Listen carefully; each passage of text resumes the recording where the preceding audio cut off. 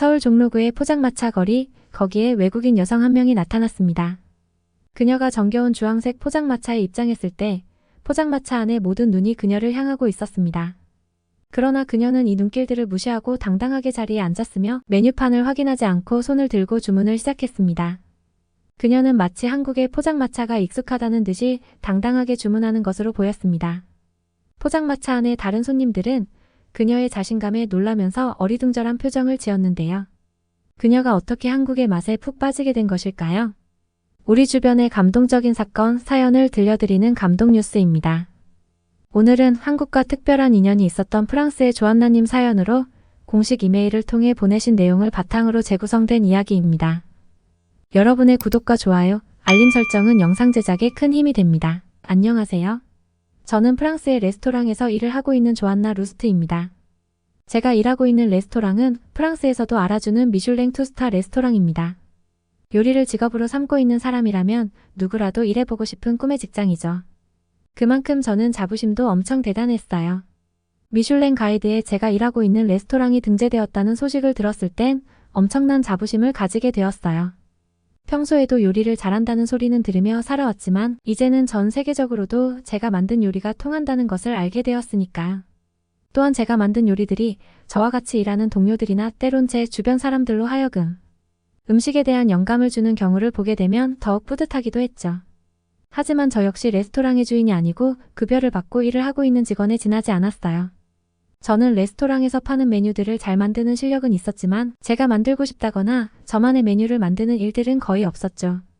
저는 어느 순간부터 제 음식이 조금씩 반복되고 진전이 없다는 생각에 불안과 실망을 느끼게 되었어요. 그러면서 여러 가지 생각이 들었죠. 저는 음식을 만드는 걸 좋아한다고 생각해서 셰프가 되었고 성공을 거두었으며 세계적으로도 인정받는 레스토랑에서 근무를 하고 있었지만 항상 가슴 한 구석에는 채워지지 않는 허전함이 있었습니다. 그러나 얼마 되지 않아 저는 무엇이 저를 그렇게 허전하게 만들었는지 알게 되었어요. 그것은 저는 요리를 만드는 일보다 요리를 연구하는 것이 제 적성에 더 맞았다는 것이었죠. 저는 쉬는 날만 되면 세계 여러 나라의 음식들에 대한 것들을 찾아보았습니다. 물론 유럽 쪽의 음식들은 보지 않았어요. 유럽에서도 세계적으로 최고로 손꼽히는 프랑스에서 일하는 저였기에 굳이 다른 유럽 국가들의 요리들을 찾아서 본다는 건 시간 낭비라는 생각이 들더군요. 그러면서 저의 시선은 자연스럽게 아시아로 가게 되었는데요. 아시아의 요리들은 유럽의 요리들과는 너무나도 다른 모습이었습니다. 대부분 요리에 들어가는 재료들은 세계 어느 나라에 가나 비슷하기 마련인데 어떻게 같은 재료로 이토록 다른 맛을 내는지 저에게 있어서는 너무나도 호기심을 자극하는 요리들이었어요. 그 중에서도 제 눈을 떼지 못하게 만드는 요리들을 발견하게 되었는데요. 바로 한국이라는 나라의 요리였습니다. 물론 한식을 대표하는 요리들은 이제는 제가 굳이 이야기를 하지 않아도 한국의 여러 영상 매체에서도 나오고 심지어 전 세계적으로 한식당이 늘어나면서 아마도 외국인들 역시 저보다 더 많이 알고 있을 거예요. 제가 한식의 장점이라고 꼽는 것들은 아주 다양한 맛의 조화가 있어 보인다는 것이었습니다. 저는 물론 한국에 가보지 않았기 때문에 맛이 어떤지는 알 수는 없었지만 TV로만 보아도 한식의 매력에 대해서 알 것만 같았어요. 제가 처음 한식을 봤던 프로그램에서는 한국에서는 밥과 국 그리고 반찬의 조합으로 한식이 구성되어 있다고 했습니다. 각각의 요리가 고유한 맛과 향을 가지면서도 서로 조화롭게 어우러진다고 했어요. 저는 그 맛이 너무나도 궁금했습니다. 앞서 말씀드렸다시피 저는 요리사이지만 요리를 연구하는 일을 해보고 싶었어요. 그랬기 때문에 한식을 꼭 맛을 보고 제가 앞으로 만들어야 할 요리들에 꼭 접목을 시켜보고 싶다는 생각이 들었죠. 이런 저에게 제 인생을 바꿔줄 일생일대의 계기가 생기게 되었는데요. 사실 저는 제가 근무하던 레스토랑에서 일을 하고 있으면서 일을 그만두고 저만의 요리를 만들어서 식당을 오픈해야 하는 게 아닌가 하는 생각을 줄곧 해왔습니다. 하지만 제가 일을 하고 있던 레스토랑은 점점 장사가 잘 되고 손님들 역시 늘어나고 있었죠. 그런 이유로 레스토랑을 소유하고 있던 사장님은 가게를 더 크게 공사를 해서 재오픈을 한다고 하더군요. 그 기간은 한 달이 소요될 거라고 했습니다. 저는 이게 웬일인가 했죠. 안 그래도 휴가를 내서 한국으로 가서 한식에 대한 연구를 해보고 싶었던 저였는데 오히려 레스토랑 측에서 의도하지 않게 저에게 기나긴 휴가를 준 것이나 마찬가지였으니까요. 저는 길게 생각할 것도 없이 당장 한국행 티켓을 사서 한국으로 넘어왔습니다.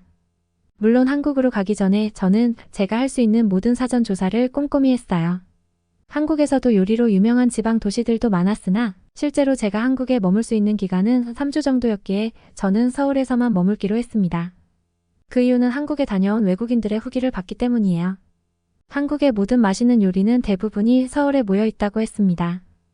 그래서 제가 머물 수 있는 기간은 3주이지만 서울에서만 돌아다녀도 그 기간이 짧게 느껴질 것 같았어요.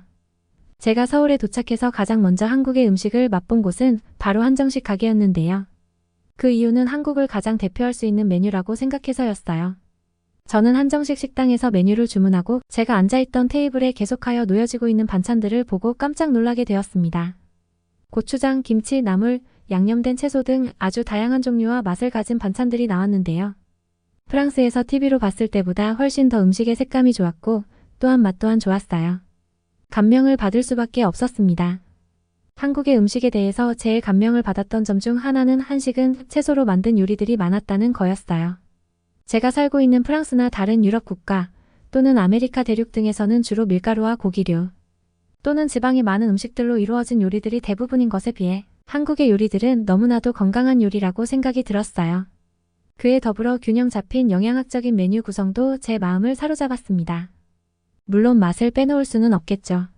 한국의 음식들은 다양한 재료와 양념을 사용한다는 점이 다른 나라의 요리들과는 차별성이 있는데요. 간장, 고추장, 고춧가루, 찹쌀 등 여러 가지 양념과 함께 조리되는 음식들은 강렬한 맛과 풍부한 향을 갖고 있습니다. 프랑스의 음식과는 정반대이기도 하죠.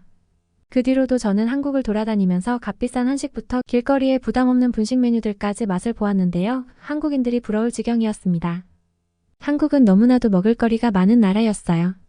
저는 단지 한정식과 같은 메뉴가 한식을 대표하고 또한 전부일 거라고만 생각했지만 의외로 한국을 대표하는 음식들은 길거리에서 더 자주 볼 수 있었습니다. 사춘기 청소년들이 자주 이용하는 분식집을 비롯해 한국의 직장인들의 소울푸드인 포장마차 메뉴까지 그리고 전통시장 안으로 들어가게 되면 더욱 많은 한국의 요리들을 볼 수가 있었어요. 저는 3주 정도 한국에서 머물렀지만 그 시간은 너무나도 빨리 흘러갔습니다. 특히 마지막 일주일은 거의 매일 포장마차에 갔었습니다. 그 이유는 제가 서울의 밤거리를 걷고 있는데 주황색 천막으로 되어 있는 곳에서 불빛이 뿜어져 나오고 있었어요. 그리고 직장인으로 보이는 사람들이 계속해서 그곳을 들어가고 있었죠. 저는 호기심에 들어가 봤는데요. 가끔 한국 영화나 드라마에서 봐왔던 장면이 제 눈앞에 펼쳐졌습니다. 플라스틱으로 만들어진 것 같은 의자와 테이블에서 삼삼오오 모여 앉아서 소주잔을 부딪히며 이야기를 하는 한국인들 사이에 포장마차에서만 맛볼 수 있는 메뉴들이 제 눈에 띄었어요.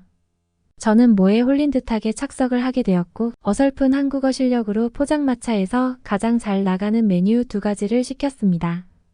포장마차 주인분께서는 국물닭발과 홍합탕을 주셨어요. 국물닭발은 사실 처음 메뉴 이름을 봤을 때 거부감이 들었어요. 이런 걸 실제로 먹는다는 게 이해가 가지 않았죠. 하지만 처음 닭발을 먹어본 순간 저는 한국에 오길 참 잘했다는 생각이 들었습니다. 좀 많이 맵기는 했지만 닭의 이런 부위로 어떻게 이렇게 맛있는 요리를 만들 수 있는지 한국인들에 대해서 감탄하기도 했어요. 역시 제 꿈은 요리 연구가라는 걸 다시 한번 생각하게 되었어요. 그리고 저는 홍합탕에 대해서는 더욱 극찬을 하게 되었는데요. 물론 프랑스에서도 조개류를 이용한 요리들이 아주 많습니다. 봉골레, 파스타를 비롯해서 스튜 같은 음식들도 많죠. 하지만 한국의 홍합탕은 전혀 차원이 다른 맛이었어요.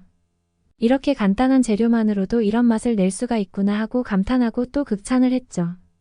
저는 한국을 떠나기 전날까지 서울의 여러 포장마차를 돌아다니며 마지막 한국에서의 한식 여행을 즐겼습니다. 아마 한국 분들은 놀라셨을 거예요. 안 그래도 제 머리카락은 다른 프랑스의 여성과는 다르게 금발에 가깝거든요. 그런 외국인 여성이 혼자 포장마차에 들어와서 소주와 포장마차의 안주들을 먹고 있었으니 웃기기도 했을 거예요. 하지만 저에게 있어서는 아주 소중한 경험이 되었습니다. 한국에서 맛본 한식을 통해서 저의 진로를 확실히 결정할 수 있게 되었고 또한 한국에 대해서도 더 많이 알 수 있는 계기가 되었으니까요. 저는 지금 저만의 요리를 개발하고 만들어서 제 식당을 오픈할 계획 중에 있습니다. 물론 메뉴에 대한 영감을 받기 위해서는 한국에 더욱 자주 찾아가야겠죠. 마음 같아서는 한국에서 머물며 한국과 프랑스의 퓨전 요리를 개발해서 판매하고 싶지만 아직은 프랑스에서 요리 실력을 더 키우고 갈까 해요. 한식을 맛본 이후로 오히려 제 자신의 요리 실력에 대해서 겸손해졌기 때문이거든요. 어떻게 들으셨나요? 여러분들의 사연이나 전하고 싶은 이야기가 있다면 영상 아래 댓글이나 공식 이메일로 보내주세요. 끝까지 시청해주셔서 감사합니다. 오늘도 좋은 하루 되세요.